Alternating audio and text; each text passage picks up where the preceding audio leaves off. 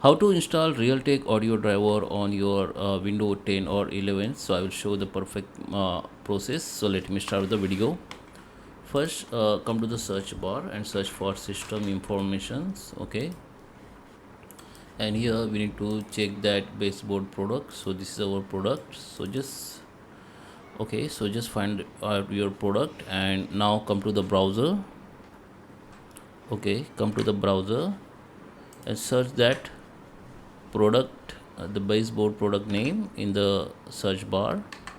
Okay, then the officially your motherboard company will link will be open here. You can also check your motherboard company, manufacturer company. Okay, just open it. Now you can see your motherboard or something like that. Now we need to go in support. Under the support here in OS, like operation system, you need to operating system, you need to select that. So if you have 1164-bit, you can select that. Now here you can see that audio drivers, you can just download from here.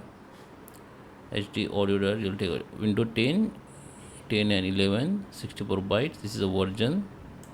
Okay, this is updated. Just download it.